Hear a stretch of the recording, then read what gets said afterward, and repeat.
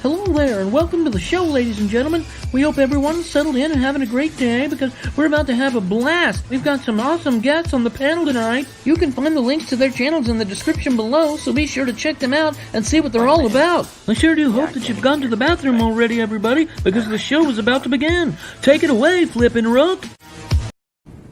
Shall we begin? So it begins. And now it begins. So it begins. And so it begins. Shall we begin?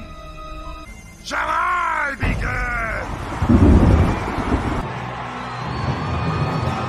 Shall we begin? Shall we begin? Shall we begin? Welcome back, everybody, to the Fandom Collective YouTube channel. What is up? Hope everybody's doing great. I'm feeling good. Middle of August, summer's almost over, and it's a cloudy-ass day over here. I freaking hate that, but that's all good. Hope that everybody's doing all right wherever you're at. Flip, while we got your audio going good, what's up? No. Oh, no. You spoke too soon. No. Okay. They moved. Okay. You good? Yes. All right. That's good. So where are you coming from? Me? Yeah. Oh, Florida. I'm kidding. I'm like 20 minutes from my house at a hotel in Commerce, Georgia, baby. Woo!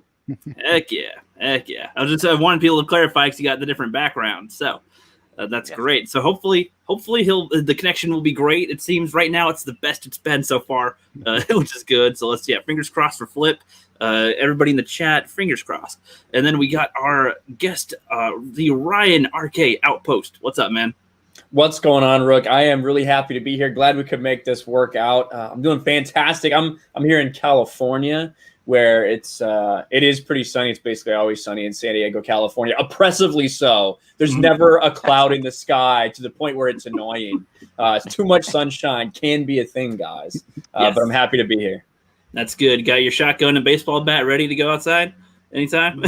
Yes. Exactly. That's good. And with us as well is one of our patrons, the new comic book normie. What's up, man?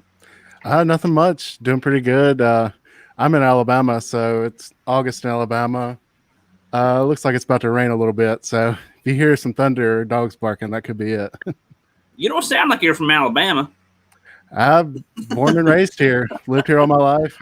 As you can see, the hat. Yep, I got you. I think he does. I think he does sound like from Alabama. I don't hear the hail Bailey with it. That's good. He sounds like he's trying to blend. He's trying to blend into everyone else. That's what's going on right now. He's trying to hide it. Yeah, infiltration. All right, and let's say hello to people in the chat real quick. We got the James Clark, one of our other patrons. What's up, buddy? Stephanie Janachek at the Smuggler's Cantina. Hail as well. Max World Entertainment says Sparta. Hell yeah. Except for most of that was actually from Spartacus, not from 300. So, heck yeah, one of the gems there. Liquid Nitrogen says, hello there. If there's a different response than General Kenobi, then, that'll be changing cinema forever, I would say. What did you think about in Spartacus when they ended up having to recast, obviously, Spartacus? How did you feel about that, the guy who they got to recast and the whole, situation? I was actually okay with it because the way I kind of saw it was like, was it Andy Whitfield played the guy who was in season 1 of Spartacus, right? Mm. Yeah, I feel like I think so. Yeah, he played the good. He's in captivity. He's going through all that type of trauma, and then he's rising through that and being able to break out with everybody. And then I feel like the next actor, because it's implied it's like a couple weeks or month or so later, I forget the exact timeline with it, and he's leading everybody differently. He changed the locations, the attitude is going to be a little different. He's not in captivity anymore. He's able to lead the people now. So I feel like it's kind of a good enough transition, I suppose, to fool people maybe, because his personality is going to be a little different as he's going, and he's finally working together with Crixus. So I feel like it was an okay change. It definitely because I didn't watch it when it happened. I watched it afterwards, a couple years after it had aired, and I kind of binge watched the whole series, and I known what had happened to the actor, and so I understood it. But if I had been watching along, that'd be pretty jarring to just have a new lead actor who's the same person, doesn't look anything like him, like they have completely different looks and everything. But they do both definitely have their had their own way of doing it. It's not like he tried to copy who he was, which I liked. So pretty much, yeah, I agree. And with that, before we get into our topics real quick, and do a shout out to our patrons. We've got the Mongo's Big Thinks, the kaiju expert around here, the Gilkinator, Thomas Gilkey, Lady Tariel, Culture Casino, the Atlantean, Angelus Draven, Inside the Holocron, the Wilk Report, our new comic book normie that's also with us on the panel tonight, and James Clark, Douglas Nelson, and Rev Kev. Hell yeah. You guys are awesome. We love it. James, your poster's freaking cool. It's still in Flip's wall right now. Freaking love that. And all right, so tonight we're going to be talking sort of on the games area. And on the FC, Flip and I don't typically talk about games all the time, but every now and then we don't mind doing that. I used to game quite a bit. Every now and then I want to game, but man, it's usually I have an Xbox, an Xbox One, and I don't really want to buy more stuff for it because the memory on my Xbox is already full with hardly anything on it. So I haven't gamed too much, but that leads me into thinking, what are some of the best games with good stories? Now, I just want to start with Flip while we got the audio still going down there. You used to game sometimes. What were some of your favorite games that had some good stories, man? Good stories? Well, I liked Resident Evil. What was that last one that came out? Gosh, I might be 5 years behind, but 5 years ago, Resident Evil came out with one. It was great, and it was a little bit groundbreaking. It felt a little indie-ish. Resident Evil's always been for me, it's been a good franchise. Yeah, that's the one that comes to top of mind. But I like indie games mostly because, and I'm not talking about, like a Mario type hop around and, click jump, but I like the fact that they generally get into the story really well, and you sort of get involved with it. It brings you into the story, and it's obviously there's no agenda or marketing of other things in it, but I like that type of story. But yeah, Resident Evil's the one that comes to mind. I like the Obi-Wan story from a much older Xbox game. That was decent. What was the story for that one? What was the story for that Obi-Wan one? I've heard people talking about that game all the time, but I never really looked at what it's about. I believe it was he was sent on different missions by Qui-Gon just before the events of the Phantom Menace. Yeah. Got to bring him his lunch and shine his shoes or something.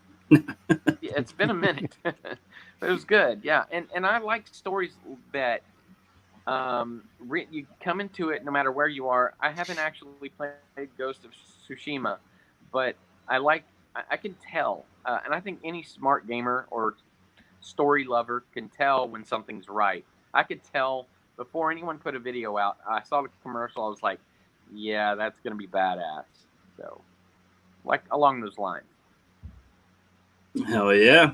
I like that. Yeah, I have not played Resident Evil myself. I used to think that it was just some random zombie movie that people made up, and then I realized much soon after that, oh yes, it's definitely based on a video game. But since you played the Resident Evil ones, I think was the game story completely different than the movie story? I would assume. Yeah, basically. Yeah, totally. Yeah. And I would say that like the movies. I think the movies are I think they went for a little too long, maybe. But some of them are like a little bit of a guilty pleasure to watch. It's like a TNT movie. That's what I call those things. A movie that we have nothing to do on a Saturday and it comes on TNT. You keep it on while you're like doing something else in the house. Extinction is the perfect one for that, dude. It's just like total cheese ball. She's got superpowers and this crows that'll get you down. The one dude gets bit at the beginning of the movie and then changes way later when somebody else who gets bit after him turns quicker. Like, that guy was less important. So yeah, the movie had nothing to do with the game, and I did like Mila Jovovich, so good choice. Oh yeah.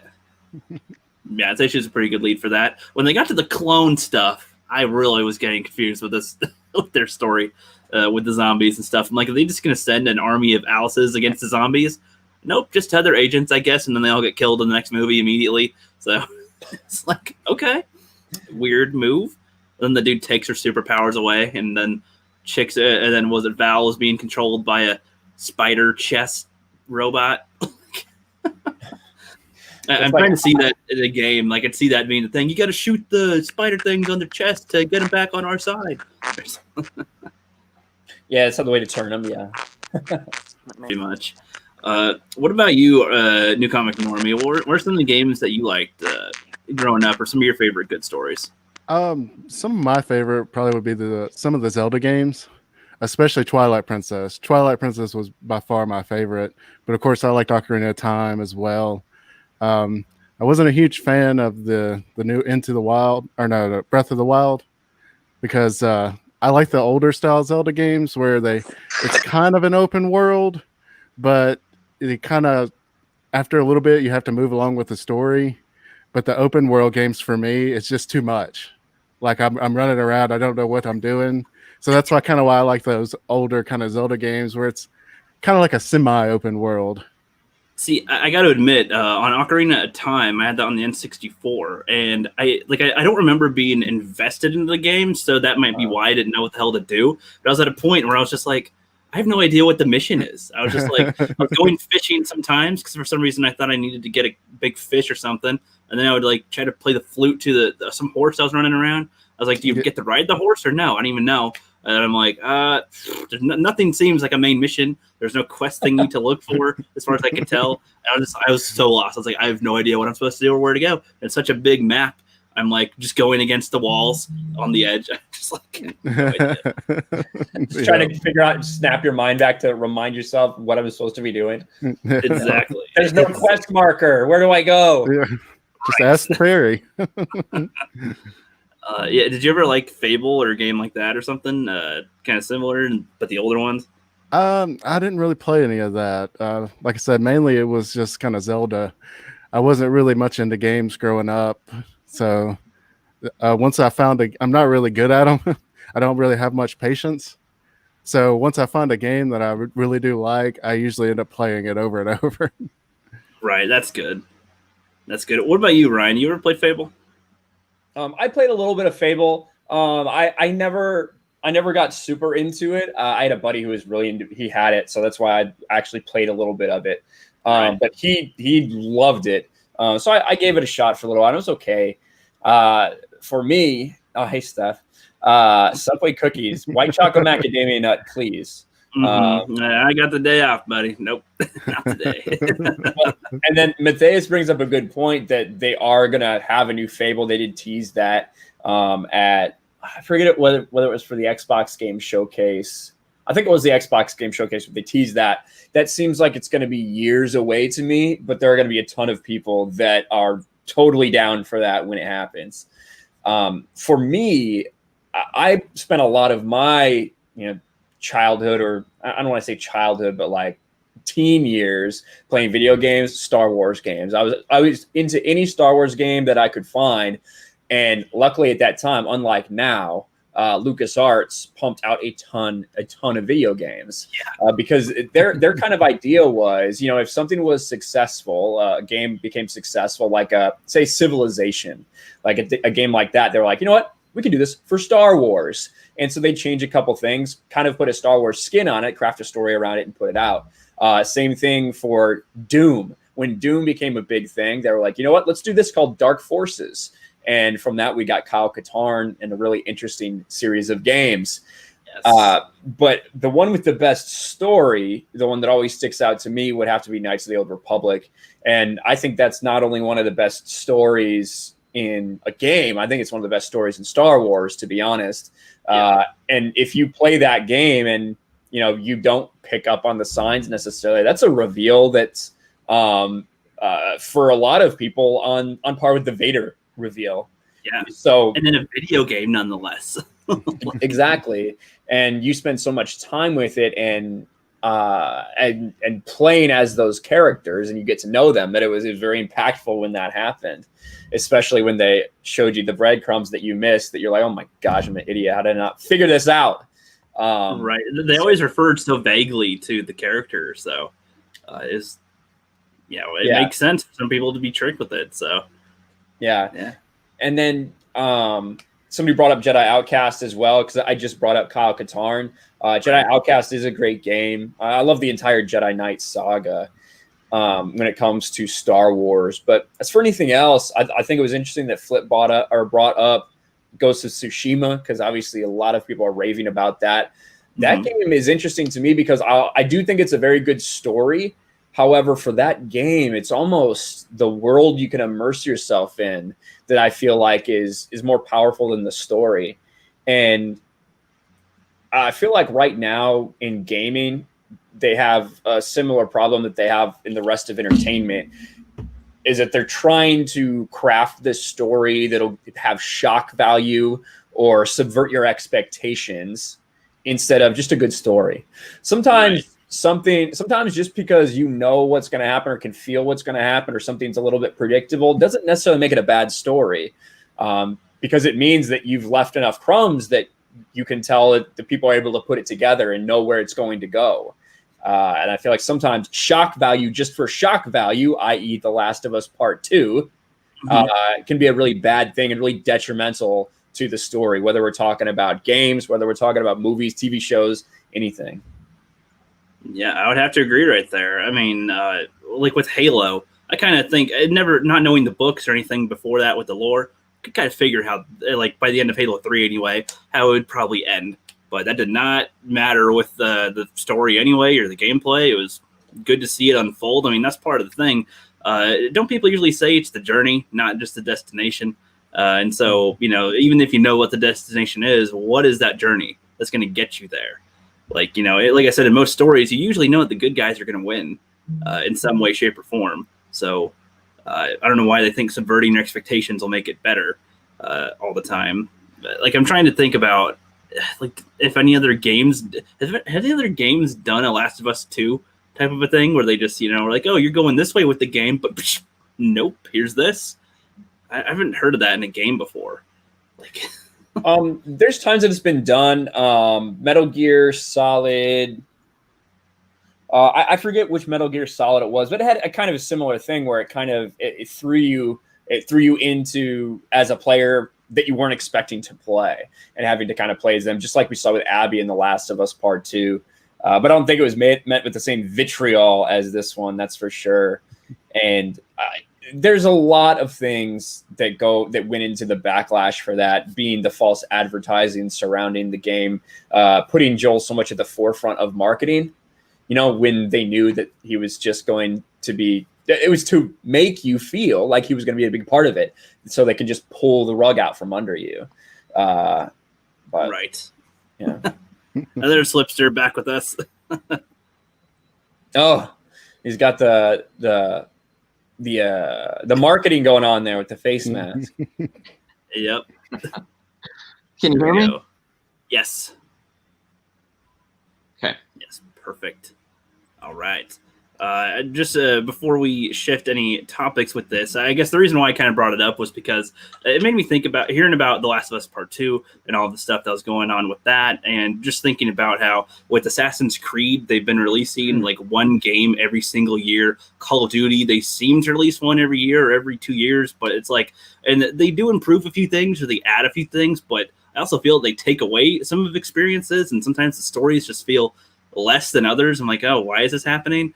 And what's going on? And then I just try to think about ones that were more well-rounded. Like I was saying, kind of like with Halo. I mean, that was based on a book series, I think, but it's like, at least with Halo 1 to 3, at least just considering those, that was a solid story, and that was really good. But then even now with Halo, I feel like they add a lot of things, and also just kind of, I don't know idea what they're doing. Like, why are you telling the story? What are you doing? And you're like, with Halo 5 or Halo 4 and 5, I don't know, I did not like those two games at all.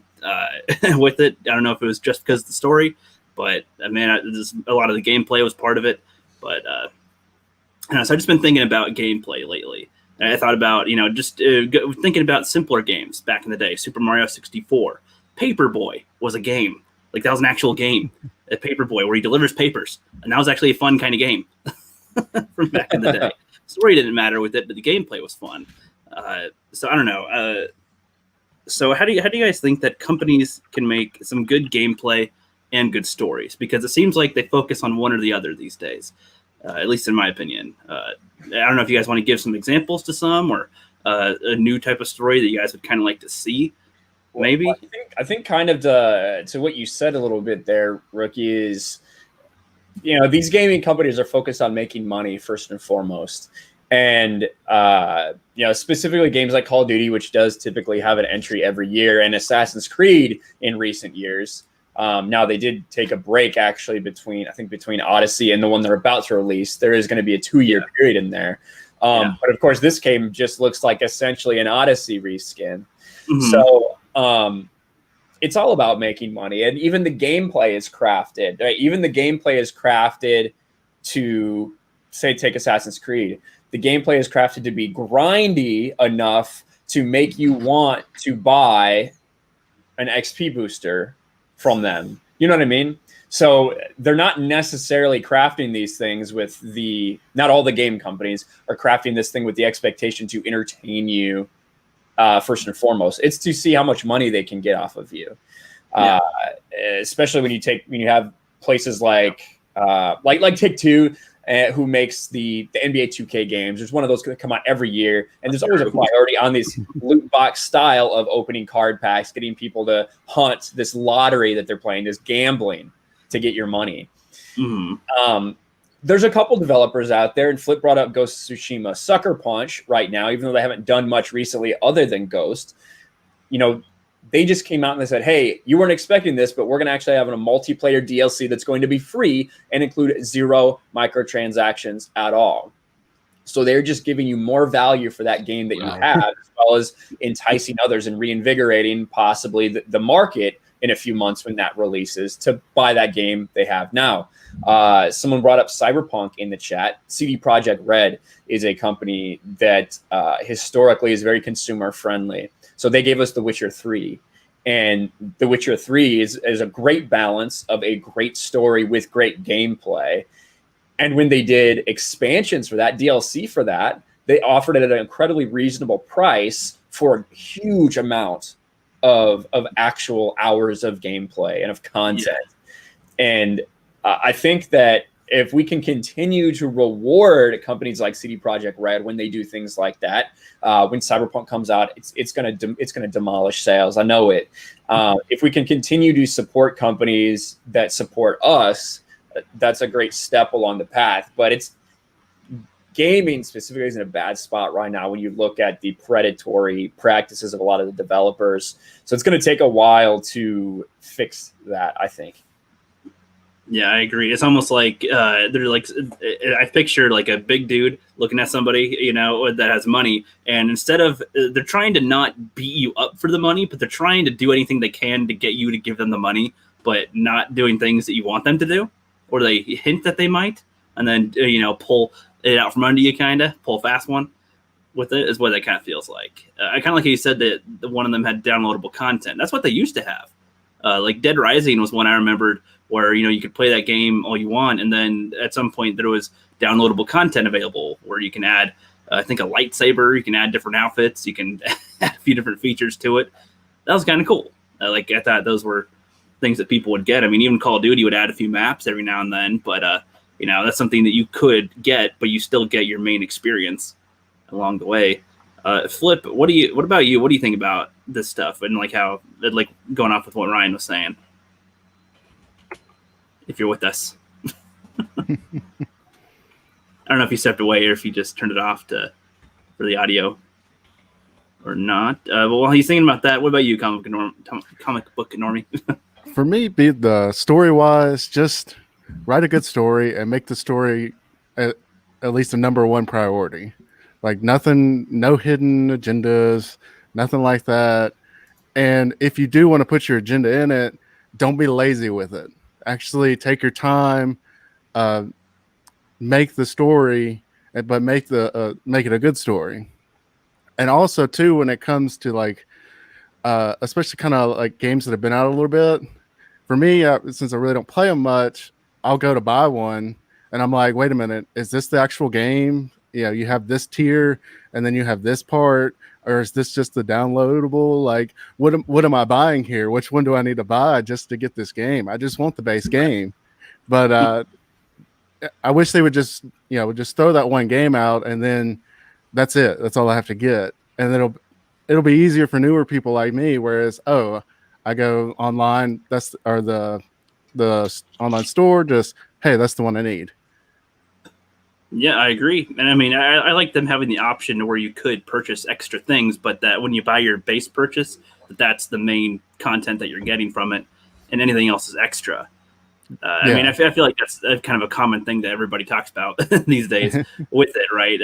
But I mean, that's actually kind of a good question. Ryan, since you game more, would you say that gameplay is more important or story, or like it really needs a kind of a mix of both? Because or maybe it depends on the type of game you're playing, I suppose. Because like I said, there's some games that, like Paperboy, there's no story to it, but it was fun to play. Super Mario has a story, but it's more in the background, and it's more the gameplay that you're playing, I suppose. It depends. It depends. Take, for instance, a game that is taking over right now, Fall Guys, which has zero story. The gameplay is stupid and repetitive, but they've captured something that is funny and fun to play with others and fun for people to watch people. So it really just depends what you're doing. I do think that in general, the gameplay is very important, because no matter if the story is good, take Assassin's Creed Odyssey. Mm-hmm. Assassin's Creed Odyssey, in my opinion, has a really good story, but the gameplay, for a lot of people, the game was so massive that you had to play a lot, and you had to do the same thing over and over and over again, and it did get repetitive for a lot of people. Well, and even when you get a stealth kill, it doesn't even kill them half the time because they're too strong or something. And it's like, man, that used to be one of the rewards, was that you're able to sneak up on them and get them. Like that's true. Some people were that is true. Some people were kind of level gated in a way, so that you don't only get a critical hit on them if you assassinate them. Not sure why I can't stick the knife through this guy's throat and it only hurts him half. I'm not exactly sure why that works, but yeah, exactly. And so that gameplay, since it wasn't solid, it wasn't very fun. It made a lot of people put it down, even if they did like the story. Whereas, say with Ghost of Tsushima, just because it's really relevant right now, that is something where people will literally just play it because of the gameplay. They will look for fights just to fight, right. Because something about that is just so smooth and rewarding. It makes you feel like you're in that game. It makes you feel like you're a samurai, and it can make you kind of forget that there's even a storyline of the game. So it just definitely depends for things like for games that are more not necessarily like relying heavily on the story, like a Last of Us or Last of Us Part 2. The story is very important because the gameplay, there's not much there. You're on a rail, basically. It's not an open world. I think open world games, you have to have good gameplay, or else people are going to get tired because there's so much to do. Now, in games where you are on the rails, so to speak, you don't really have a lot of options of what you can do or where to go. Then I do think the story really needs to drive it all the way. Because I'm not given a choice of what to do. Really, I can't just decide to go do something else for a while. I purely have to do what the game wants me to do. And so for that, I do think the story is very important. Yep, man. I mean, I agree with that. But I mean, yeah, I like what you're kind of saying too with the gameplay with the Ghost of Tsushima. I have not played that yet, but I mean, that sounds kind of cool. You're able to do what you want to do with it. I assume that gives you freedom, but you're able to play the story as well, right? Like you're able to do some of your own things and then also go back to the story, but it's not just the typical side quest thing. I assume. I mean, I was kind of thinking about this. Do you like want more customizability with it, with some of the games, to where you can make your own character and kind of go along with what you're doing, build up your own things, but also play in a story. I don't know if I've seen too much of that specifically. Where you, I mean, I know that there's similar ones to kind of what I'm talking about, but like if you were going to play a Star Wars game, for example, but instead of playing somebody who exists, you can kind of create your own character, similar to KOTOR, but a little more customizable now to today's standards, I suppose, and like play custom journey and like maybe you can insert your own names, and that'd be cool if they could respond to them. But I don't know how audio things work with games that are already in place, and you make up a name. But that'd be kind of funny if they could get to that technology level to make it a little more customizable experience, but you're still kind of playing within a story route, or there's maybe a few different story routes you can go to where the game, you do these kind of things, you'll go toward this direction, you do these kind of things, go toward that direction, and have more than two options for it, I think that people want their choices to matter in video games. I think that when you give someone a choice in a video game, it shouldn't be the magician's choice, right? When it shouldn't be like this facade of a choice, when in reality you're just being forced to do something. It should be a choice, and there are games that are like that. And again, we talked about Cyberpunk, which is coming up. That's one thing that they are really trying to do, is customize everything completely to you. Choices that you make in the game will affect the game in ways that you may not even understand at the time. And now in that one, your character is going to be named V, but everyone's character is going to look different. Everyone's character may have a different backstory and different choices that you make along the way. So I think for to have a customizable character that you still want to get invested in a story, typically what they'll do is they'll call you by a name like V, or they'll call you like saying KOTOR 2, you're the exile. Call you rookie or something. Call you, in a way. Yeah, have a little colloquial term they'll use to refer to you. Yeah, 100%. You're looking beautiful, Flip. Yeah, for about 10 minutes. Thanks for your patience, guys. Sorry about that. Yes, you're good, man. While you're here and while you have audio, while it's working, I guess we can shift. We can shift it a little bit. And unless Comic Normie, did you want to add anything else to that? I feel like this next one will kind of rope you in more. Well, I know there are some games out there like I haven't played it, but I've seen my fiance play it, Days Gone, where there is more of this open world, but you also can decide your different choices kind of matter for different things. And then once you complete missions, you do get a part of the story, like the story of his wife. Where is his wife? What happened to her? Is she still alive? Kind of thing. So you can have all of those mixed in, but I don't think Days Gone was really that popular. Right. Well, yeah, I've not heard that one. Days Gone was a PlayStation 4 exclusive, and I would say that for a new IP, it did very well. I think it sold over 10 million copies, if I remember right. And for a console exclusive, that's the start of a new IP, it's pretty solid. Now, Ghost of Tsushima has come in and kind of shattered a lot of records that Days Gone had set for a new IP. But I think Days Gone got really hyped up because of a trailer that we saw.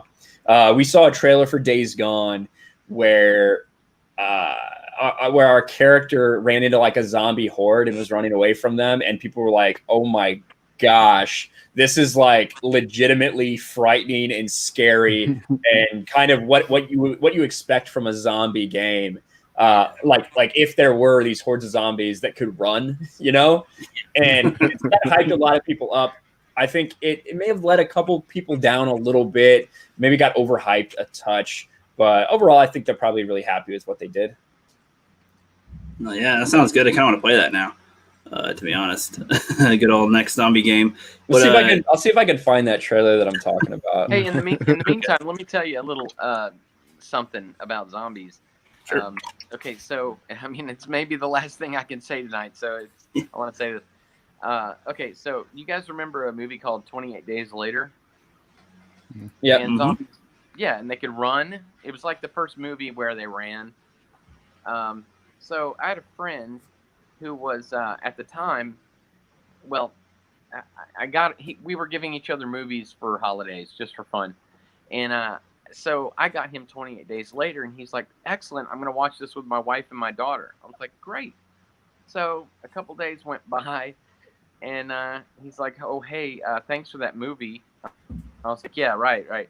Well, I don't know if you guys remember this, but in the beginning of 28 Days Later, it shows the main guy, naked with his penis out. So he's like, "Hey, watch that with my wife and my daughter." And I was like, "Oh, snap! How would you like it? Was it great?" He's like, "You know, there's a penis in that movie." I was like, "Ah, snap, man! I'm so sorry." Are you? Running zombies? I think of that. You know, and now you think it's a zombie movie with the penis in it. To clarify. Yeah. Zombie Yeah. penis. Mm-hmm. Yeah. Mm-hmm. That's a I'm good sure one. there's a scary porno they could put together. We'll get, If they didn't Kayla already involved make on one. Yeah, if they didn't already make one. Right. But so while we got you here still, so I guess I probably could have worded this a little more clearly. In our chat, I said, "What kind of games would you like to see more of?" I kind of meant more like, what kind of game would you want to see, like as far as like what type of game, but also if there's any type of thing you'd want it to do specifically, like creating your own kind of like a customized game that would fit you, even if you know they can't make it right now, what that you'd want to see in the future. Kind of. I can give an example in a sec, but if that makes any sense at all, flip while your audio is good. Do you want to try to give an idea? What type of game would you want to play? Like, would you want to see, or some type of story? What do you want to do? I like the choose your own path games. They've always worked, and if done properly with today's technology and with today's, well, the good storytellers, right, guys? I mean, there's some good ones and not so good ones. It's a rarefied experience to find a game that has a great story. Ghost of Tsushima is a great example of that. I liked, of course, the Resident Evil stuff, but I'd like a sci-fi game that really goes in deep, takes advantage of things like I don't know if you ever saw the movie Event Horizon, but back when it first came out, it was kind of groundbreaking about the idea of black holes and what could be in the depths of them, maybe another dimension. So I like a sci-fi game along that same line where you're choosing your own adventure, and there's technologies you've never seen before, heard about, just something interesting, but it has to have a brilliant story, of course. That's good. That's very good. I like that. Yeah, I mean that's kind of like what we were talking about a second ago as well. Being able to choose your story, customize it a little bit, and pick which way you go. I love that. Yeah, did you play KOTOR as well? The Flip. Knights of the Old Republic. I haven't, but I've seen a lot of it. I had a friend who loved to play it, so I sat there and yo, it's awesome, dude. That's good. On an old Xbox, it'll be just as glitchy as you were tonight. Perhaps. So some of the stuff was a little wonky with the characters, which is kind of funny.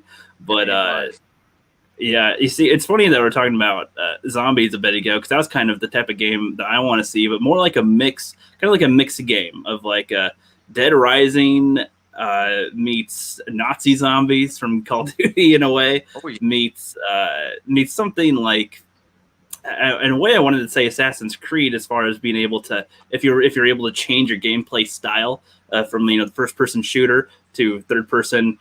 I don't know what else that would just be, just third person, where you can do extra things with it. So like if you're trying to survive your rounds of zombies, you can do more stuff, like kind of how they have in Dead Rising. You have more areas you can go to.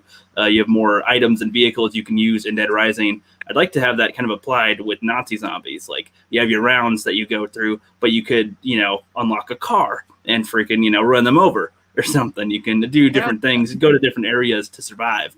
Maybe in Nazi zombies, that'd be interesting if they had like survivors you could kind of try to rescue or keep alive the longest, and have that be an extra challenge. Like how many survivors can you save? How long can you keep them alive?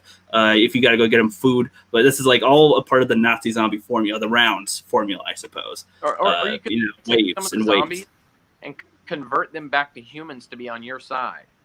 Right. Yeah. If you could find a cure or something, you can, use it wisely to get a zombie real quick and have a quick ally on a gunner or something. Yeah, that'd be pretty cool. Some kind of game like that, like a really good style like that for like a Nazi zombie, an advanced Nazi zombie game. Exactly. Yeah. No, Call of Duty did a really cool thing with the first-person shooter.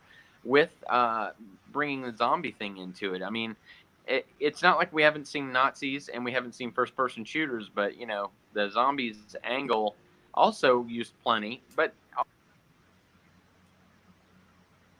No, together, yes, and I could play it for hours. I'm sure, like all of you. But yeah, that would be cool. yes. Quiz. That's good. We you paused there for just a second, but then we caught the rest of it. So you're still here, still with us. We're glad. Yeah, Right, Kitty said. Yep. Yeah. Right, Kitty says she'd like a magical girl game that's an action platforming game. Too many are RPGs, or too many that are RPGs or visual novels. Yeah, I guess so. I've not heard of a magical girl game, so I have no idea. There's actually one coming to PlayStation. It's called like Kenna, I believe. Now I don't know if it's going to be too much platforming involved, but looks magical and it is a female character. I don't know if there's going to be any RPG elements. We don't really know too much about it, but it did seem very. It seemed very like it's made for girls, and it's not necessarily a bad thing. It does, like I was watching it live with Jeremy and Lethal, and they both looked like they really wanted to play it, but it looked kind of like a game who was made maybe for Krista, you know. But it does look like the gameplay is very interesting and could be really fun. So that's good. Exactly. Now, for you, Ryan, what kind of game would you want to play? What kind of game would you want to bring to life? To bring to life, I want to be immersed as much as possible. Even though Riot Kitty says she's tired of RPGs, I like RPGs as long as your choices actually matter. What I don't like are, like I talked about, the fake choices, these kind of fake RPGs where it gives you these options of things you can do. You can either do the smart thing, the mean thing, or the thing from your heart, like those kind of choices. But after you make the choice, it doesn't affect anything other than that moment. It doesn't affect how people interact with you down the road. There's no ramifications. There's no repercussions. That's not the kind of RPG I want. I like ones that, when they actually matter and they take the time out to craft these multiple different pathways for your character to interact. And that's why they don't do that, right? Because it takes more time. Because it takes more energy and more crafting of this game, rather than just give you a fake choice with only leading to one possibility. But like for me, I really like SWTOR. I know a lot of people kind of pan SWTOR. Oh, it's just a copy of WoW. You're trying to do Star Wars. I would have rather had KOTOR 3. A lot of people said that.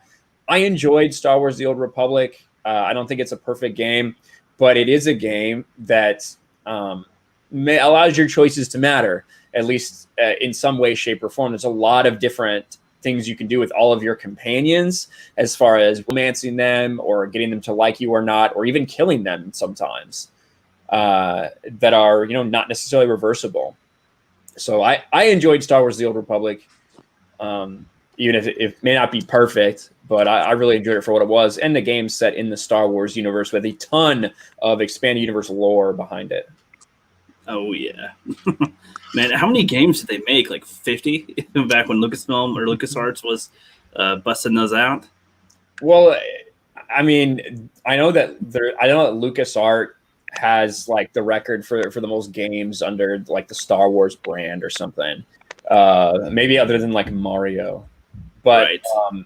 But they put out a ton, and it's like I said, back in those early 2000s, they were putting out, Jedi Knight, Jedi Outcast, KOTOR, Rogue Squadron. I think the second Rogue Squadron game, Jango Fett, Bounty Hunter game. You were getting 2, 3, 4 games. Empire at War, Battlefront 2, the original ones. Yeah. They had, even when they did the Lego ones, that was interesting for at least a little while at first with the Lego idea. Now they've run with that a lot with everything. But yeah, Republic Commando, like a ton of games in the early, especially especially when the prequels started, you had this Star Wars energy that was untapped for a while between, 83 and the mid 90s, when George went and put out the special editions as he was leading up to the prequels. And the only thing that people could really get was RPGs, like tabletop RPGs, and then books, all the books and comic books from the Star Wars Expanded Universe. And that's why so many of those books were New York Times bestsellers, because there was still an energy for Star Wars, and they were able to use that to kind of collect a ton of ideas for the prequels. So then in '99, when the prequels happened, in the early 2000s, all of a sudden the Star Wars energy is back. People are actively looking for it all the time, and they were able to put out all of these games. It was awesome. Now, not all of them were great. Not all of them were great. Some of them were meh, but they put out so many games and so many different genres that a lot of people were satisfied with something. That's what I liked about them. There was so many different gameplay styles. Like Star Wars Episode 3 had an interesting little style to it. Then Force Unleashed had a different style to it. The Lego Star Wars ones, the Battlefront, Jedi Power Battles on PlayStation. There's so Episode many. 3, like I played up. This is such a different era, even like 15 years removed.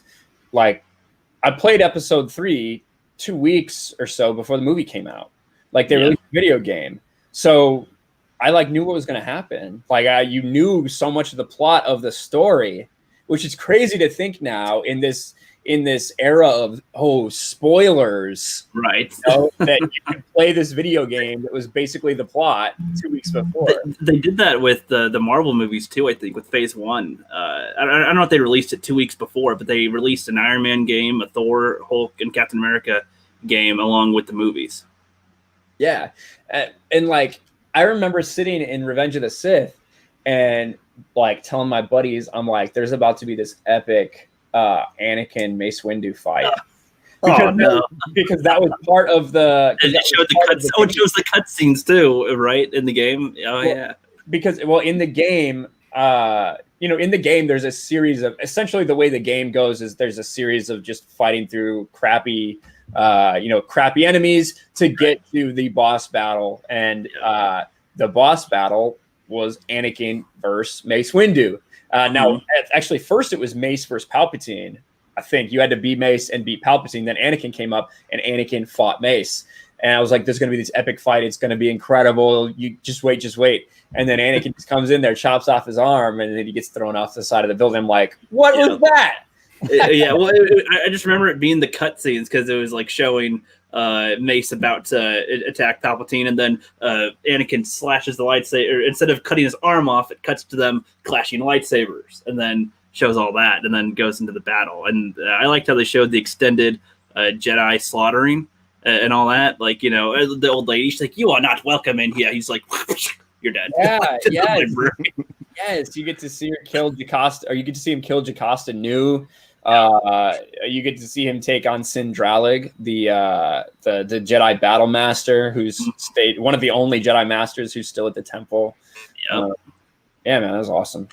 And then flinging around teenage Jedi Padawans trying to attack you. You're like, "Get out of here, bitch! Get out of here, bitch!" It's that's pretty fun. I love that. All right, yes, Flip has made it for us for the final topic of the night.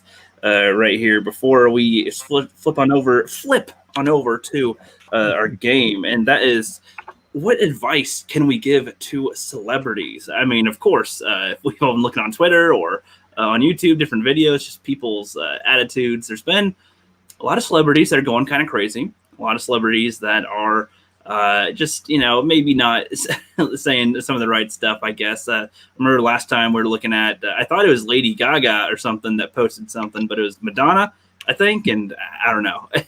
the Flip was showing me that she was in the bathtub with, she's naked in the bathtub with it just looked weird as hell. I don't know what was going on there. We know Alyssa Milano, I think, was one that's been going a little weird. I heard that Ray Fisher, see, I don't really know too much about this part. There's been Johnny Depp stuff, Amber Heard. Ray Fisher, I heard, has been whining about some stuff about the Justice League or something about his treatment on set. I don't know about this. And just in general, most of the stuff we're hearing from celebrities is just a lot of bullshit. There's rarely any that say things that we're like, yeah, nice. They usually just running their mouths, I guess, about whatever things they want to. And it's that's fine. But I mean, you're setting off a lot of people that you're not even in movies right now. What are you doing? So what advice would you give to them? Flip. Okay. I'm sorry, by the way, that this keeps happening. I feel like it's taking away from our guests.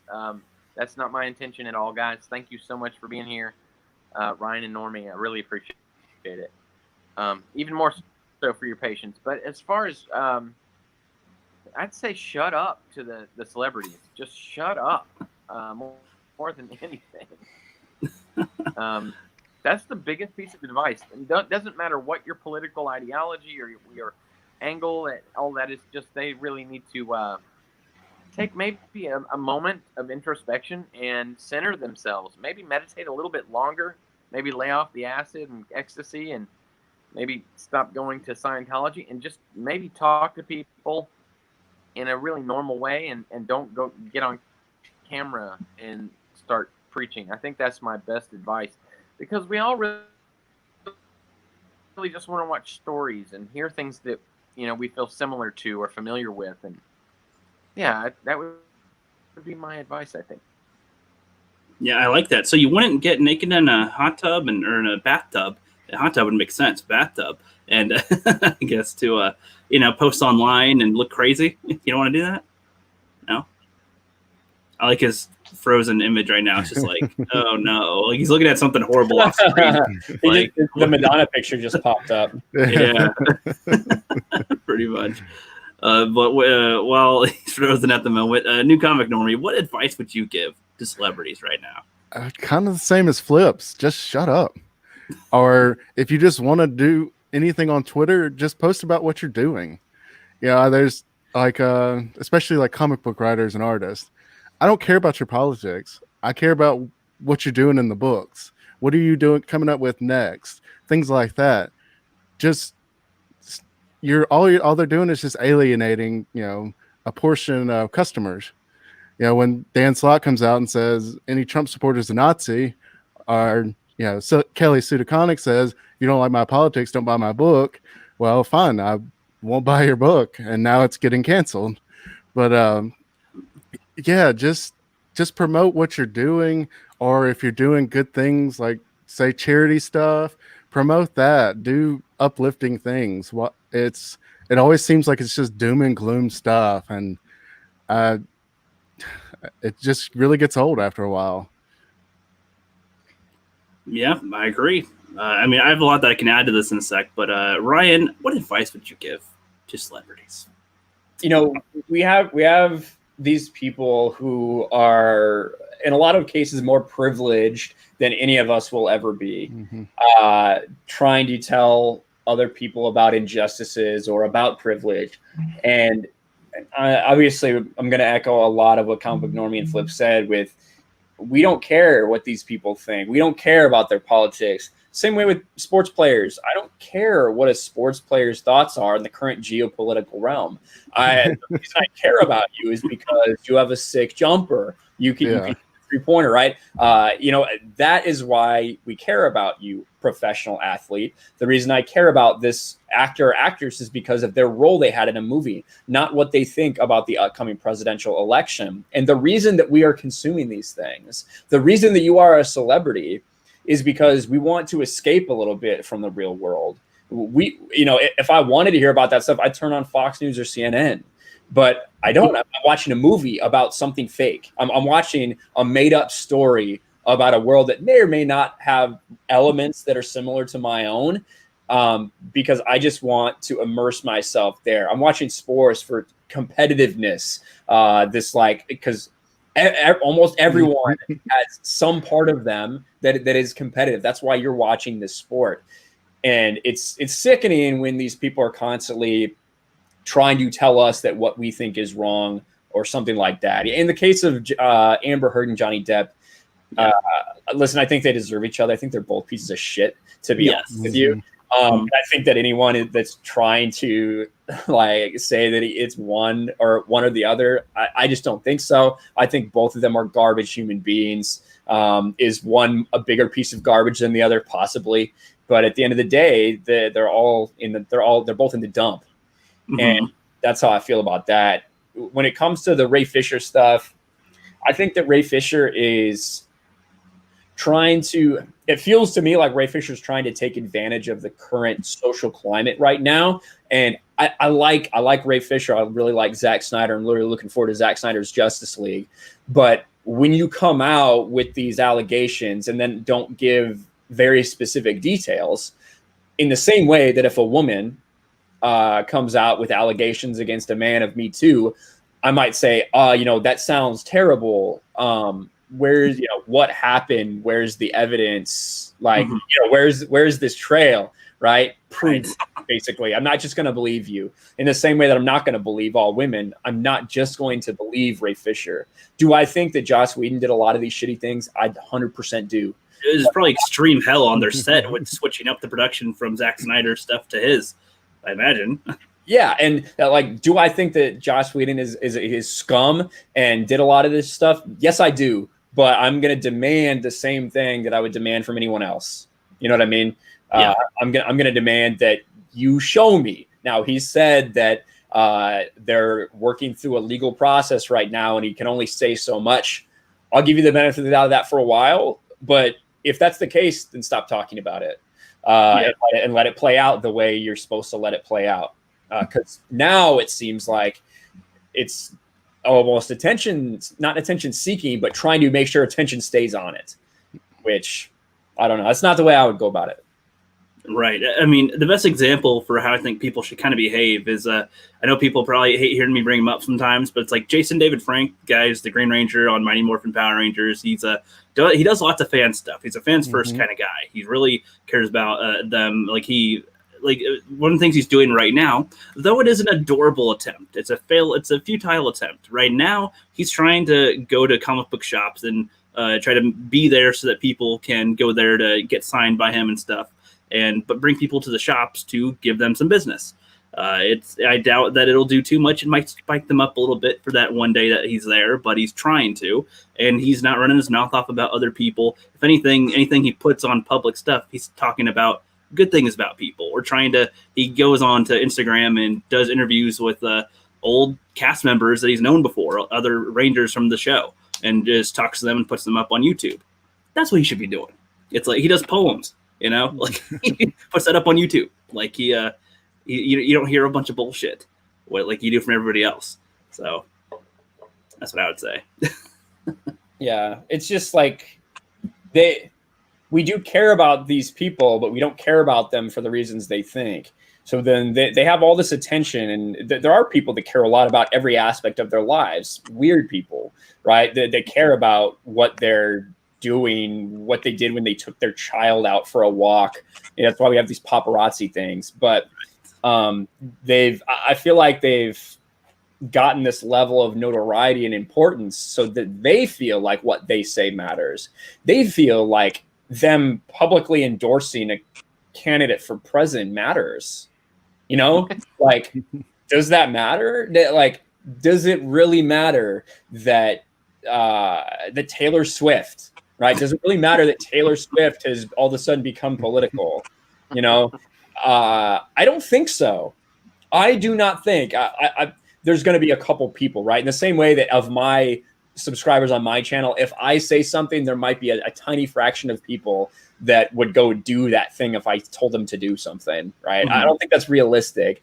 I don't think that Taylor Swift, that a lot of people are going to go vote for this person just because Taylor Swift said to. But maybe that's just me, not understanding. I don't know. Maybe. Any last thoughts on this, Flip? No, I would agree with that. There's doesn't matter who you are. Let's say you have 3 subs. Maybe one might dream about the fact that you said something and think that was weird. If say you have 3 million subs, maybe one person's gonna obsess about it. But he's right. Like, these people, they just really need to get a hold of themselves and realize that just because you are famous doesn't mean you should do certain things. So that's my final thoughts on that. Yeah. No, yeah. Any final thoughts for Normie and RK on this little topic?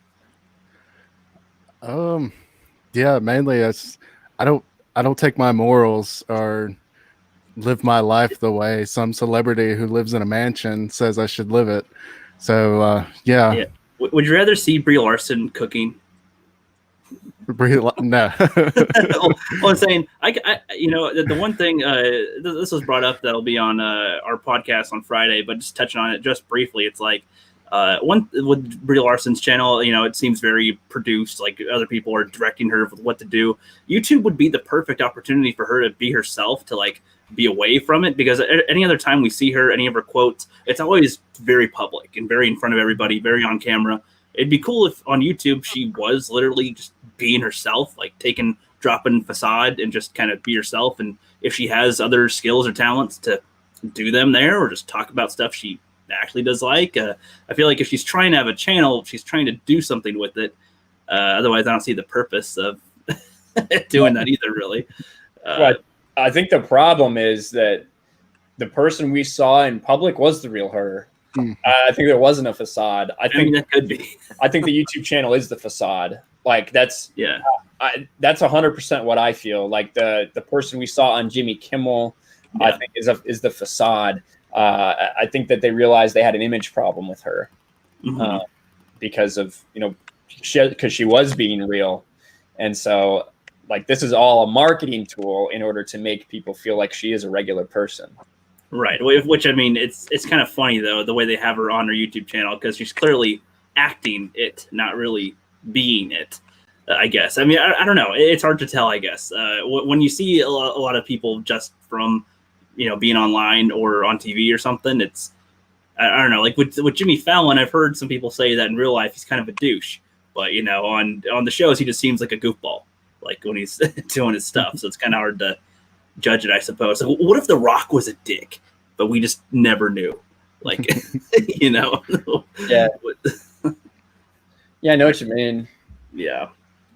But with that, I'm sorry if it seems like we're kind of rushing through some of the topics here and there. I mean, I don't know. I didn't have too much to say on the game stuff, but I did want to talk about it a little bit, especially while we got somebody that knows it. And with that, you guys ready for some Cards Against Humanity?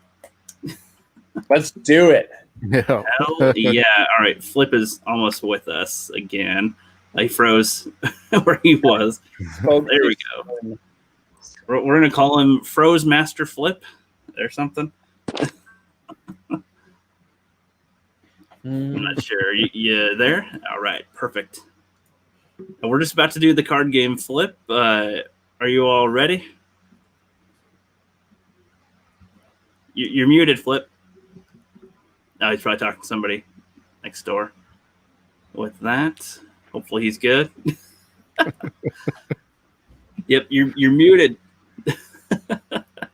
You're muted.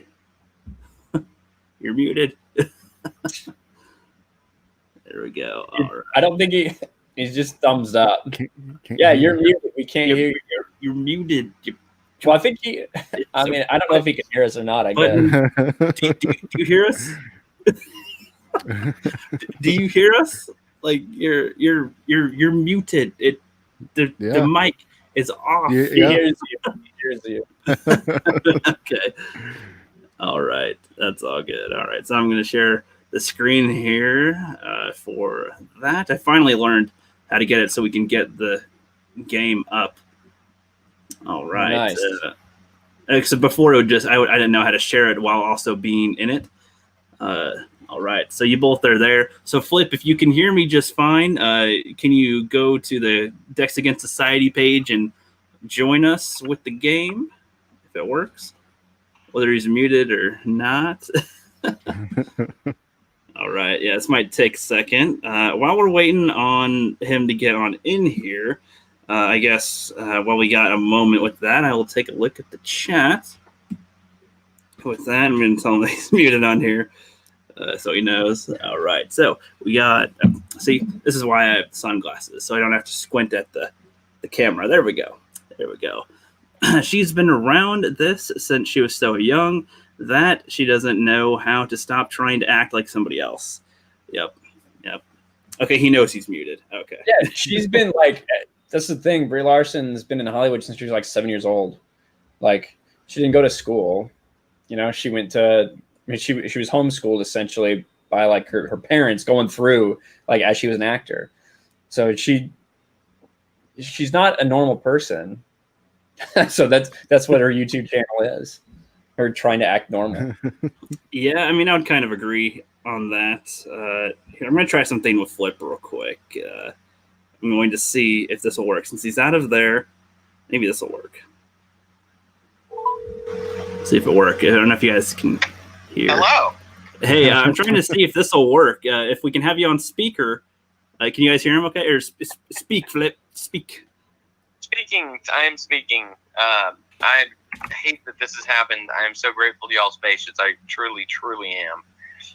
I'm not normally at a hotel, that's for sure. But I'm on the Decks Against Society right now. Can you guys hear me? Yeah, can you guys hear him? Yeah. Okay. You good? Perfect. They can. So yes, we'll do this Flip for the rest of the stream, I guess, so that you don't have to worry about the signal cutting out or anything. So it should be good. I'm joining the F Naughty Dog thing here. Logging in. It's F Naughty Dog, right? Yep. That's us, yeah. Logging in. Whoa, Hell yeah. I'm gonna, Hell yeah. did you hold on? Let me see if I can find the password. I think you sent it to me somewhere. Where did you send it? That's in our private here. I'll just tell you it right now. You ready to type? Yeah. It's all lowercase. It is KIN. Yeah. Bro. Ken Bro 1. 1. All right. It's doing something. And I'm in. Sweet. All right, sweet. So you guys, we're about to play Cards Against Humanity, the Decks Against Society. We are going to do this crazy game. I customized this whole deck. It is full of ridiculousness. And yeah, so let's get ready for this puppy. All right. All right. There we go. So I am the czar. So I'm going to do, so the ones who are red on our thing is going to read the lines. So he told me enough. He told me you blanked him. He told me enough. He told me you blanked him. And I think we just need, yep, there we go. It might load kind of slow on some of these ends. So How do I not have a damn, like, all I have are nouns? I love this. it happened. That sometimes makes it funnier, though. This whole stream is funny. Oh, yeah. Love it. All right. So he told me enough. He told me you hyper-twatting on Twittered him. He told me enough. He told me you crunchy, cunty, corn-dogged him. He told me enough. He told me you erect scrotumed him. Erect scrotum, damn. Yes. That was actually from an EFAP stream where they were saying an erect scrotum, and some dude made it into a song. That was hilarious. I'm picking the erect scrotum one. That one was pretty fun. Yes. Who got it? Let's see. That was great. Normie. Normie, nice one. And all right, now it is RK Outpost's turn. Normie's got 1 point. Go ahead and read that for us, RK. See, I don't understand. Like, it's not moving on for me. Let's see. If you refresh the page or you jiggle it or something, click on the All page. right, here we go. I got it. All right. Melissa bought a new shade of lipstick called blank. Oh, yes. Perfect. Oh, there's too many good options on this one.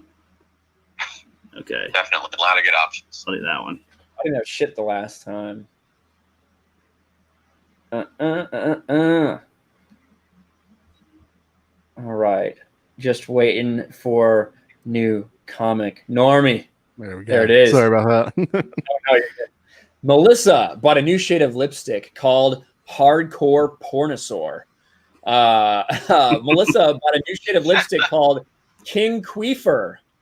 Melissa bought a new shade of lipstick called Purple Poopy Pissy Pants.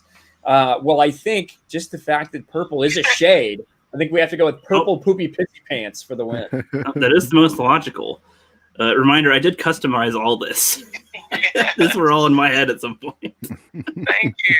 Thank you, Ryan. I love that. Flipster's got that point. Sweet. New comic Normie, your turn. All right. You must fill the blank around you. Oh, yes.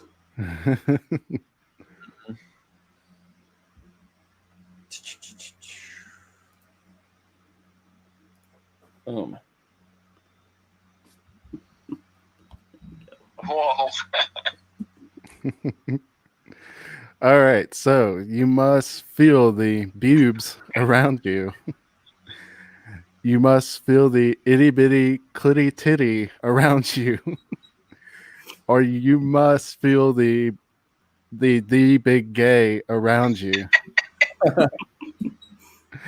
I'm gonna go with itty bitty clitty titty. Mm-hmm. That one's usually a favorite. Perfect. All right, it's your turn, Flip. Oh, right. Okay, so I don't know if you can hear me, but I'm going to go for this. Pay no attention to the blank behind the curtain. There we go. In case people couldn't hear that clearly, pay no attention to the blank behind the curtain. There we go. Waiting on one player. Uh-huh. Oh, there's too many good options again for all these, man. Okay, we got them all. Pay no attention to the Creeposaurus Rex behind the curtain. Pay no attention to the Twat Waffle behind the curtain. Pay no attention to the lesbian behind the curtain. I like Twat Waffle. Good God. You are disturbed, rookie, and I love you for it. Yep, thank you. All right, Ryan's on the board. He's happy now. Twat Waffle for the win. Nice. Hell yeah. I left my dignity at the blank store. Whoops. I left my dignity at the blank store. Whoops. Again, where was I shopping where I could possibly leave my dignity? You never know. I think I know. Never know. I love this. I left my dignity at the Ing Chong Bing Bong store. Whoops. I left my dignity at the Simp God store. Whoops. Oh, God. I left my dignity at the Pretty Princess store. Whoops. Oh, dignity. Yeah. These are all brilliant options. My God. Chat, I almost want to see what you think about that because, Jesus, these are great ones. We got the Pretty Princess. We got the Simp God and the Ing Chong Bing Bong. That was left at the store. My God. Yes, Fallon Busy Gaming says, oh, Lord. And Fallon React says, whoops. Okay, I was still doing that. Midnight Edge says, your Luke sounds like a bad Batman, I should say. Oh, yeah, probably. I can't do a Luke. I have no idea how to do a Luke. Sounds too normal. It might take a little bit for the chat to respond. So I'm just going to eeny, meeny, miny, mo. I left my dignity at the Ing Chong Bing Bong store. The Simp God store. That's actually sounding pretty good. We'll do the Simp God one. Yes, you will. Yeah. Because listen, that's dignity. We're talking about dignity. We're talking about. Yep. Mm-hmm. Logically. All right. The best trilogy ever is Lord of the Blank. The best trilogy ever is Lord of the Blank. If you have rings, this would be a good time to play it. I know, right?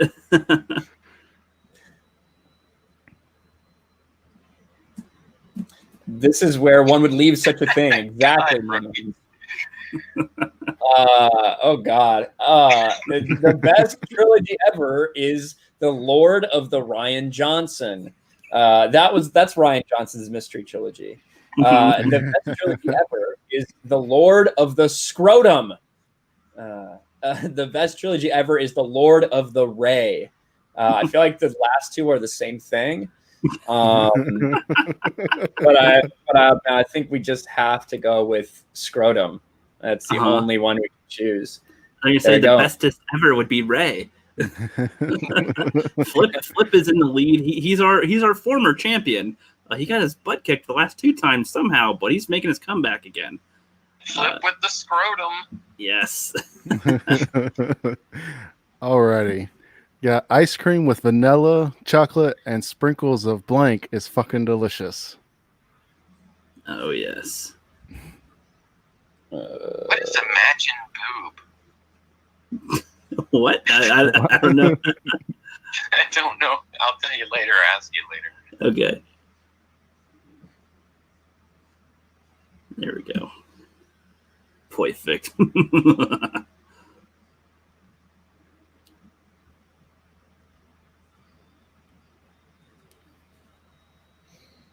Flip always wins, says Fancy. Yeah, he does. He won like 3 in a row, and then 2 or 3 games in a row he lost, and then now he's back on track. It looks like. Well, so far so good, but Yeah, you never. exactly. All right. So ice cream with vanilla, chocolate, and sprinkles of soy boys is fucking delicious. Ice cream with vanilla, chocolate, and sprinkles of Lesbos is fucking delicious. Yeah. Ice cream with vanilla, chocolate, and sprinkles of Majin Boob is fucking delicious. I gotta go with Majin Boob, the Dragon Ball Z reference. Mm-hmm. Plus, he looks like ice cream. Exactly, and he likes ice cream. And he loves ice cream, yeah. So I addressed you one more time, Rookie. What is a Majin Buu? Majin Boob is a playoff of Majin Buu, who was the last villain in the Dragon Ball Z arc, where it was Fat Buu. He's just this fat villain, and they're like, "What the hell?" And he's like got his childlike personality, and he likes candy and turns people into candy.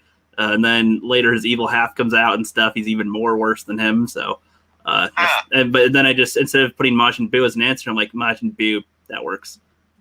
Boob. Yep. Always fun to say it. Yep. Shall I describe it to you, or would you like me to find you a blank? Oh God, I can't. Some of the options I would have, I'd be scared to pick. Yeah. So quickly as if to know exactly. Oh Lord, they're all done. Wow. Okay. So these are. Shall I describe it to you?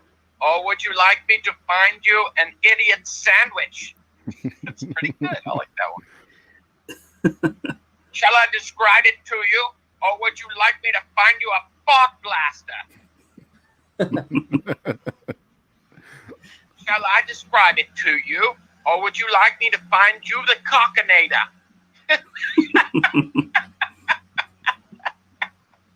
I like getting a sandwich, but the cockinator, man, that's good. Yeah. Yes. Yo, nice. You guys are kicking my butt. I love it. I was just picking at my belly button like I always do when suddenly blank fell out. I was tempted to eat it. I was just picking at my belly button like I always do when suddenly blank fell out. I was tempted to eat it, Oh, Lord. Like normal. Man, you gotta read these. I love that. I was just picking at my belly button like I always do when suddenly women on their periods fell out. I was tempted to eat it. I was hungry. I was just picking at my belly button like I always do when suddenly stanky pussy fell out. I was tempted to eat it. I was just picking at my belly button like I always do when suddenly Jeremy from Geeks and Gamers fell out. I was tempted to eat it. Oh man, that's funny. If I gotta do stanky pussy. Oh, that was great. Three very similar options there. Yep. The women on the period also would have worked, just FYI. Pineapple on a pizza, gross. I put blank on my pizza. Oh yes. Literally, any of these options are probably better than pineapple, even whatever you guys are going to put. Totally. Pineapple on a pizza? Gross. I put blank on my pizza. All right. Pineapple on a pizza? Gross. I put tears of soy on my pizza. Oh, God. Pineapple on a pizza? Gross. I put dirty butthole on my pizza.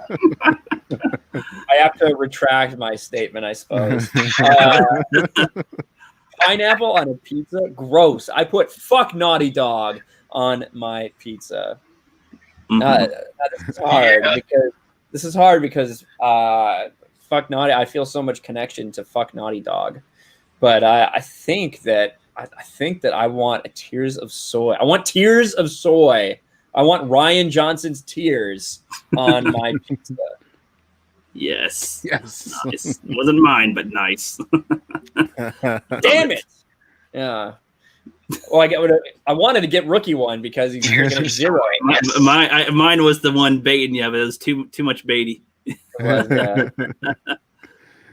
Alrighty, looks like we've got a twofer here.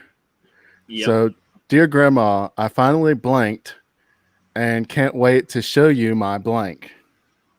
So you can select 2 options and then do the submit thingy, and yeah. Dear Grandma, I finally blanked and I can't wait to show you my blank. The grammar may be a touch off, but I think it's pretty good. With the amount of words that I have for options, I figure with grandma in the sentence should automatically make it funny. I love these, by the way. Dear Grandma, I finally riding on the left testicle and can't wait to show you my octopusy. Dear Grandma, I finally bootied and can't wait to show you my White Knight Warrior of Woman. Dear Grandma, I finally boner forested and can't wait to show you my This one should be switched. They put the cards in the wrong way. Read it with twisting my nipples first. Dear Grandma, I finally twisting my nipples and can't wait to show you my boner forest. That does make it a lot better, and I'm gonna have to go with that one. Okay, all right. Say like that. I don't know why it did that. I didn't click them in that order. So sometimes it does that. Sometimes it doesn't. It's weird. Honestly, I was gonna go with it if the other way too. Nice. All right, your turn, Flipster. Okay, looks like we got another double here. Yep. Okay.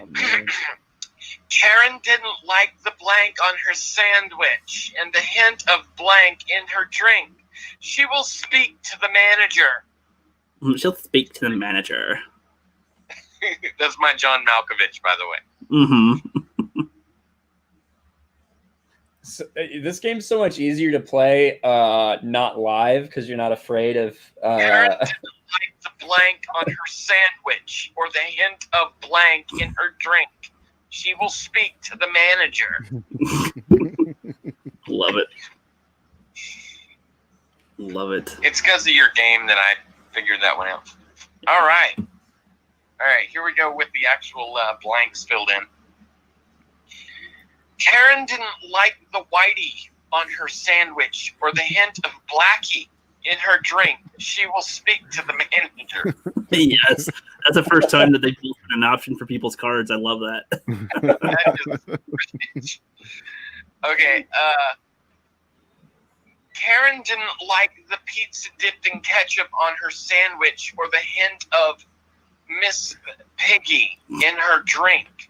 She will speak to the manager. That ass, though. That bacon ass. Miss Piggy. Karen didn't like the sweaty socks on her sandwich or the hint of flying monkeys in her drink. She will speak to the manager. This minute. I'm going to go with Whitey and Blackie on this one. Yeah, anyone would. Yes. Good decision. Good decision. Perfect. Oh, wait, but it said rookie one. I think that was on one of the other ones. I don't know. That wasn't mine. I think Flip picked the wrong one. He he might have clicked the wrong thingy there. Yeah. No, I picked the Blackie area. The Blackie area. Yeah, because it says the last one was Rook, and you got a point finally. Rookie's on the board. Yeah. Hey. There we go. What was that? Diverts. I don't understand. It's all good. You guys want to know something important? I have a question. What was that thing that you did with your hand? What was that thing you did with your hand the other day? Sounds better.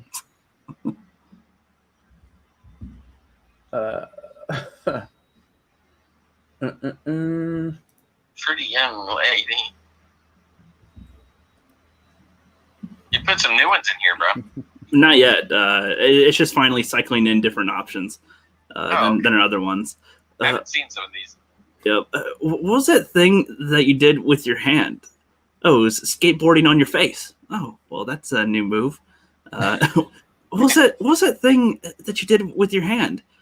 Posting profound pictures properly. Oh, that's neat. I didn't know about that. What was that thing that you did with your hand? Cross-shaped dildos. All these sound great because I'm picturing somebody trying to do these representations with their hands. Like, what's the thing with your hand? Cross-shaped dildos. Like, look.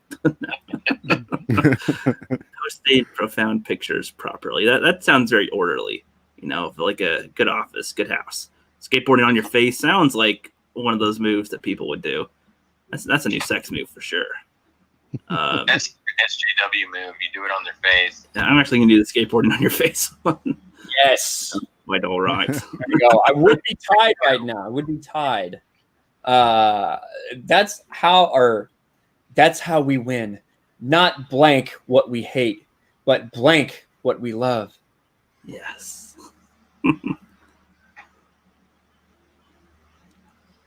That's how we win. Not blank what we hate, but blank what we love. All right. Boom.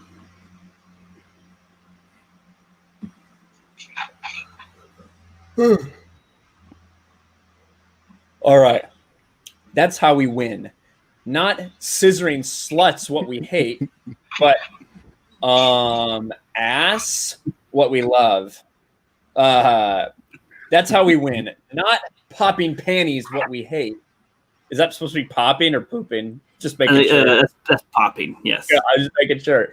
Yep. Popping panties what we hate, but blasting off again what we love. That's how we win.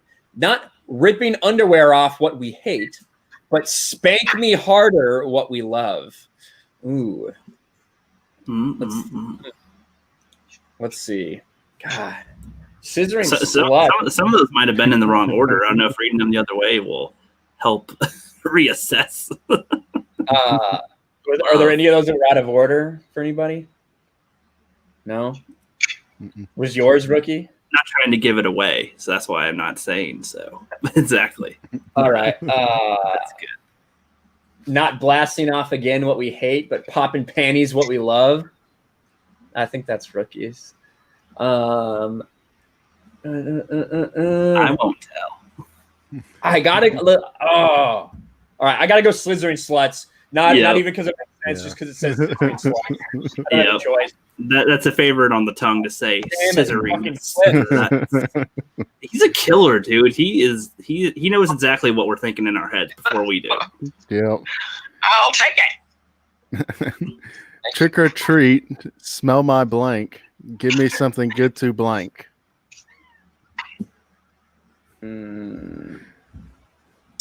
Trick or treat, smell my blank. Give me something good to blank. Yes. Yes. Good. Flip is in the lead right now. He's got 6 points. RK Alpha's got 4. New Comic Normie's got 3. And I've got itty bitty 1, which was on accident. So, there we go. All right. Trick or treat, smell my asshole. Give me something good to boobies. Trick or treat, smell my Kathleen Kennedy. Give me something good to Slay Queen. Wow. Trick or treat, smell my moist shorts. Give me something good to swallow. These all sound like a start to a great poem, or like the the American flag or something, the national anthem. This one is a tough one, but I'm gonna have to go with the moist shorts and swallow. Yes, that was a good combination. There's no choice on that one.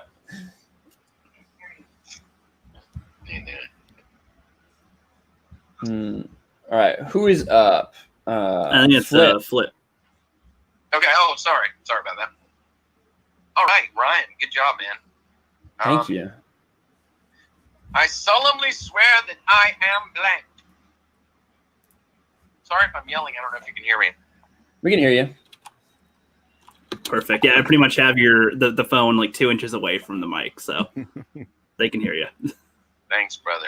I'll try not to yell then. We also heard you do the other thing, Flip. You heard me do the other thing. Yeah, we heard the fapping noise, but you're good. They heard us. No, I'm kidding. I solemnly swear that I am meow, bitch, meow. I kind of like that. I solemnly swear that I am putting one dick in front of the other. That was random. I solemnly swear that I am melting your mind with soy. That's a good one too. I like the go 12-year-old here. I like putting one dick in front of me. Yes, there we go. I love that. You guys know some advice from the Rookster. The best way to a woman's heart is blank. I mean, obviously. Obviously. Mm-hmm. Definitely. This is the most even game, though, that we've had. Like, nobody's totally dominating. Like, the majority of the board is around each other. Within 2. We're all within 2 of each other. So, that's cute. Yeah. It is close. It's like very close. Indeed. Oh, man. Indoodly deed. Faux show. All right, Flip. I think it's waiting on yours. I know. I'm sorry. Oh, you're good. There we go. I have no idea. Yeah, but one thing's for sure. If we ever have an issue with the audio again, or like it keeps on cutting you out, we can just do this next time, Flip. Because this has been way simpler. Yeah, and I can mostly do it from home again. That might help. Yes. All right. So, you guys, tip from the Rookster about dealing with the ladies is the best way to a woman's heart is jizz soda. I mean, naturally, especially on a good day. But if that doesn't work, then the best way to a woman's heart is itching my crotch, especially lately. And if that doesn't work for you, then the best way to a woman's heart is Britney Spears. Naturally, you bring her up and she'll love you. Naturally. But itching my crotch makes the most sense. Yes. Love that. Oh, shoot. RK is tied with Flipster for the lead.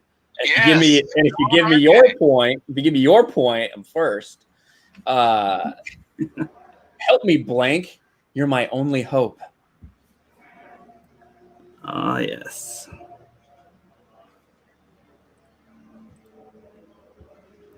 Help me blank. You're my only hope. Imagine if R2 had Leia's thing playing on a different part. That just would have made absolutely no sense to Luke. He'd have no idea who R2 was looking for. That'd be great. Help me, Power Rangers. You're my only hope. Help me, Diet Dr. Boobies. You're my only hope. Help me, Orange Man Bad. You're my only hope. I have to go Diet Dr. Boobies. Dr. Boobies wouldn't have been very funny, but since it's Diet, I think I have to go with that one. Yes. Oh, yes. I like to pick words that kind of rhyme with each other, have, double D's, double D's and B's.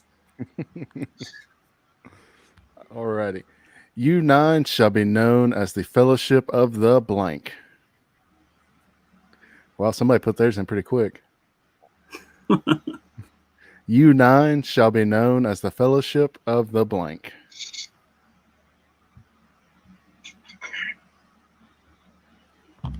Ooh, Rookie's got a tough one. He doesn't have any good cards.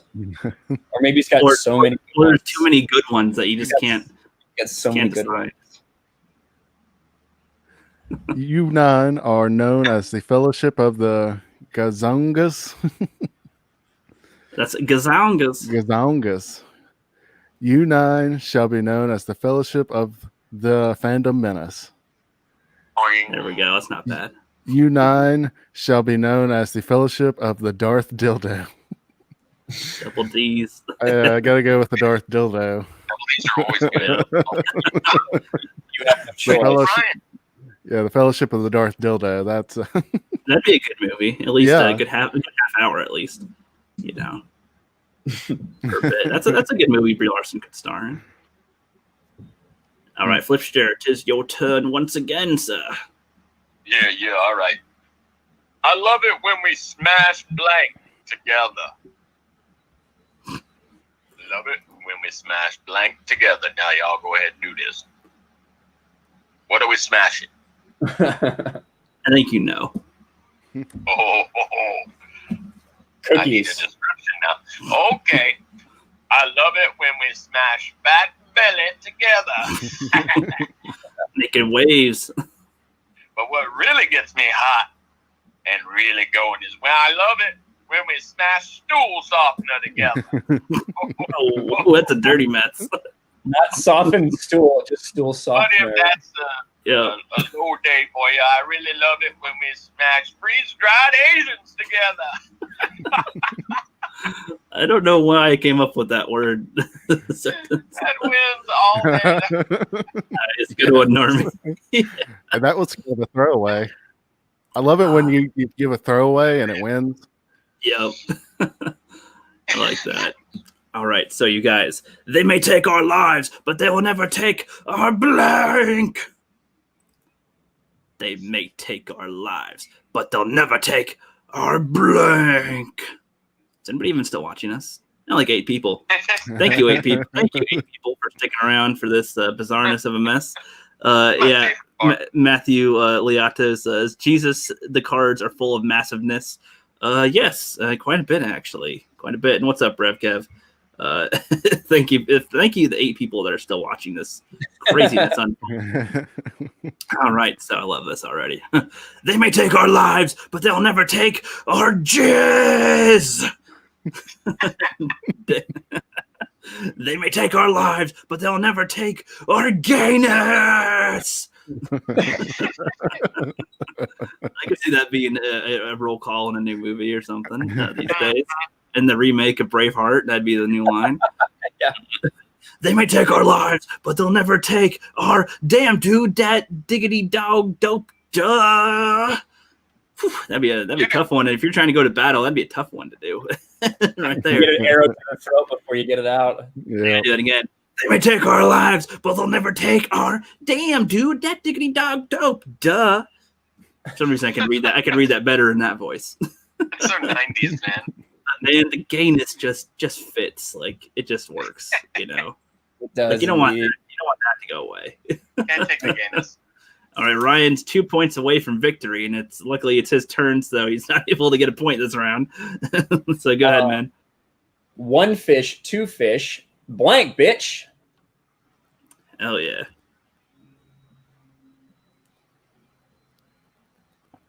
One fish, 2 fish, blank, Too many. bitch.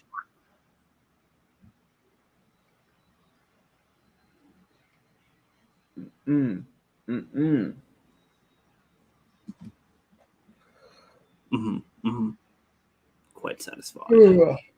1 fish, 2 fish, brown, bitch. Clipped.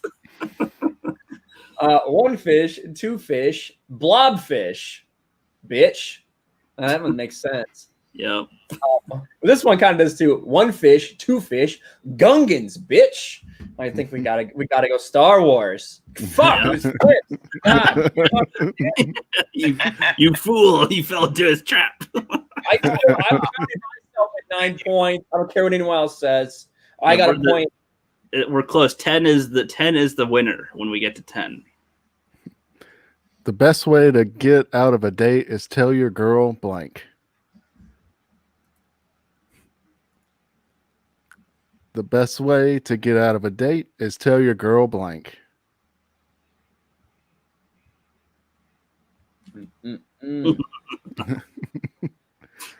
The best way to get out of a date is tell your girl the study of lesbiology. The best way to get out of a date is tell your girl freaking aliens. Freaking aliens, man. The best way to get out of a date is tell your girl the Last Jedi. Yeah, that's pretty much anybody on that one. I got to go with the study of lesbology. Boom. That's a brand new course, guys. You guys haven't heard about that? No, I thought it was every college. No. Oh yeah, that's true. Pretty much everywhere. All right, Flipster, you got the long one. Okay. Today was awesome, but when I reached into my pocket, I felt a warm, squishy, wet blank and squeezed it oh so tight. Today was awesome, but when I reached into my pocket, I felt a warm, squishy, wet blank and it squeezed it oh so tight. Boom. Nice. Good choices. Excellent. Indeed. Today was awesome. But when I reached into my pocket, I felt a warm, squishy, wet, soft served soup. And it squeezed it so tight. I read it wrong. It's still a good one. Today was awesome, but when I reached into my pocket, I felt a warm, squishy, wet Oprah's tampon. And squished it oh so tight. That was hard to read. The visual. Today was awesome, but when I reached into my pocket, I felt a warm, squishy, wet Pokemon and squeezed it oh so tight. Freaking Jigglypuff, man. Oprah wins all day, though. That is disgusting. Oof. Okay, so Ryan is 1 point away from victory, and it's my turn to read. Let us see what choices we shall pick. Mr. Abrams, to make your films, not as shitty, you just need some blank. Mr. Abrams, to make your films not as shitty, you just need to add some blank. This could be for it, everybody. Hold your pennies and hold it tight. All right. Mr. Abrams, to make your films not as shitty, you just need some Lucasfilm. Yeah, that's true. Damn right. Mr. Abrams, to make your films, not as shitty, you just need some panties. Naturally. Sniff them every now and then. If you need to, keep it in your drawer. It's all good. Mr. Abrams, to make your films not as shitty, you just need some bitch lightning. Man, that's the funnest wording to say. I think that out of my whole cards, bitch lightning. But I gotta fuck. All right, because Lucasfilm makes sense. Bitch lightning's fun to say, and panties is pretty much that goes without saying. Unfortunately, it's Disney Lucasfilm. Exactly. I'm pretty sure that panties was flipped, so I'm gonna go with that one. Yep. You were right. Yep, I recognized your panties, boy. Okay, you see your mommy kissing blank. What do you do? You see your mommy kissing blank. What do you do? 'Tis the question of the decade. Oh, God. I feel really gross even answering this one. Yep. Okay, you see your mommy kissing crazy cunty Karen. What do you do? Okay, you see your mommy kissing wiggling whittle worms. What do you do? Okay, you see your mommy kissing Keanu Reeves. What do? You say, hi, Dad. I think I have to go with crazy cunty Karen. Indeed you shall. Yeah. That's great. I love it when the movie quotes come up and then we have to put in our words here because it's like, yes. Love that. All right. I always love to sprinkle these blank on my cereal. Oh, yes. Don't we all? I always love to sprinkle these blank on my cereal. Indubitably deed. All right. I always like to sprinkle these and ice cream cum day on my cereal. I always These are all good answers. Yes. I always love to sprinkle these Rose Tico's penises or peni on my cereal. God. I always love to sprinkle these MILFs on my cereal. These are all so brilliant. good. Oh, these Man. are all tough. These are tough ones. I gotta go with Rose Tico's penis or peni. There it is. Oh. I had to do an extra point, yet I am still victorious. I will take it. I'll take it. Yep. Good game. Good game, everybody. Yes. Excellent work, guys. Love that. Love it. So Ryan has won the Cards Against Humanity game tonight. That was great. Bitch lightning is my new ranting catchphrase. Says right. Yes. Well, it's a good one. Bitch lightning. I think I got that from Robot Chicken when they said bitch pudding.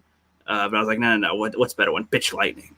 Sounds good. But congrats, Ryan. You now hold one. You now hold one of the belts of the Cards Against Humanity Championship. Flip's got 3. I think I have 0, and I forget who else has 1 or 2. I think Teresa Martin or the Script Doctor has 1, and I gotta keep track of those. We can have like a little Cards Against Humanity tournament thing, maybe. But this was fun. Thank you all for coming by. You guys have been great guests. New Comic Normie, is there anything coming for your channel that you want to talk about? Well, actually, we did talk about games. I got a capture card. I got everything set up. I'm actually going to start playing Zelda Twilight Princess here pretty soon. So, along with the comic stuff as well, we'll start doing that. Nice. Sweet. Love that. Is there a video coming out soon on that topic? I'll probably do a live stream this weekend and play it. Nice. Flip, are you still there? Yeah, I'm here. Okay, cool. I'm trying to pop in to say bye. Okay, cool. I'll hang up on here then for you. All right. So I'll get you in. There we go. All right. Do your last words quick, Flip. He's all dark silhouette, man. Deep throat over here. Look at that mysterious figure. Who are you? What'd you do with Flip? I don't know if he's Mr. frozen or if he's Bond. really just sitting there like building suspension. Okay, there. Okay, there you go, Flip. Floor is yours.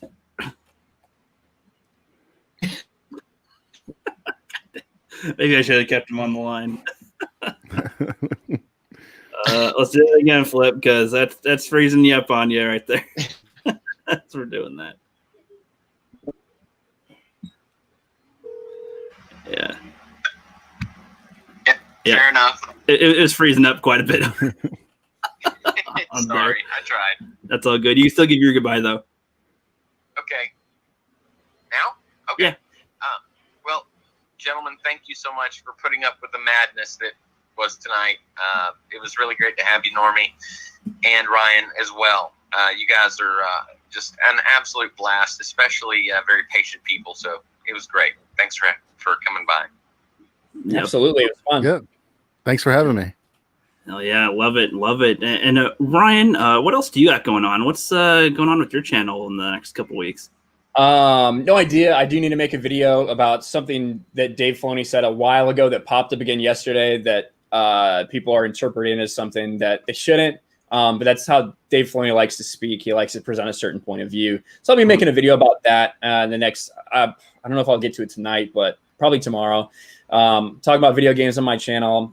DC fandoms coming up on Saturday. That should be really exciting.